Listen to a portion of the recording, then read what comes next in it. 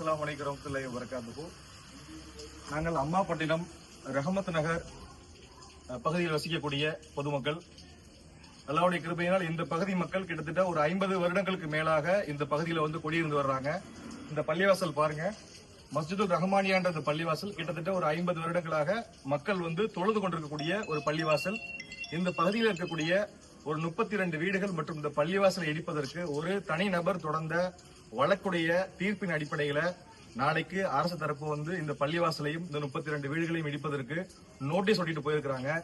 இது தமிழ்நாடு அரசும் மற்றும் சமுதாய மக்கள் அனைவரும் கூர்ந்து கவனிக்க வேண்டிய ஒரு விஷயம். ஏன்னு கேட்டீங்கன்னு சொன்னீங்கன்னா, இந்த அம்மாப்பட்டினம் பகுதியே ஒரு காலத்துல குளமா இருந்ததுதான். 100 வருடங்களுக்கு முன்பாக எல்லா பகுதியிலுமே குளமாக இருந்ததுதான். அதை எல்லாத்தையும் தூத்துட்டு தான் இன்னைக்கு வந்து குடியிருப்புகள் உருவாயிருக்கு. இன்னைக்கு வந்து மக்கள் குடியிருக்கணும் அப்படின்னு சொன்னா வேற பகுதிகள் கிடையாது. இந்த ஊரே, ஒட்டுமொத்த ஊரே அப்படி உருவான ஒரு ஊர் தான். அப்படி இருக்கும்போது இதனால எந்த விதமான பிரச்சனையும் மக்களுக்கு கிடையாது. இது நீர்வழி புறம்போக்குன்னு சொல்லிட்டு ஒரு தனிநபர் தொடர்ந்த வழக்குடைய அடிப்படையில இன்னைக்கு வந்து கோர்ட் இந்த மாதிரியான ஒரு தீர்ப்பை கொடுத்திருக்கு. இதை எதிர்த்து நாங்கள் ஜமாத்தார்கள் எல்லாம் ஒட்டுமொத்தமாக நாளைக்கு வந்து 28ஆம் தேதி செவ்வாய்க்கிழமை காலையில இங்க ஈசிஆர் பகுதியில் நாங்க ஒரு மிகப்பெரிய மக்கள் திரள் போராட்டத்தை ஏற்பாடு செஞ்சிருக்கிறோம்.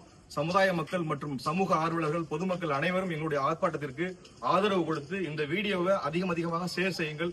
அல்லாஹ்வுடைய இறை இல்லத்தையும் இந்த 40 குடும்பங்களுடைய கண்ணீருக்கும் இன்ஷா அல்லாஹ் பதில் கிடைக்கணும். ஒரு அரசாங்கம் எங்களுக்கு நல்ல முறையில எங்களுக்கு ஒரு தீர்ப்பு கொடுக்கணும் இன்ஷா அல்லாஹ். முடிஞ்ச அளவுக்கு இந்த வீடியோவை அதிகமாக ஃபார்வர்ட் செய்யுங்க. அஸ்ஸலாமு அலைக்கும் வரஹ்மத்துல்லாஹி வபரகாத்துஹு.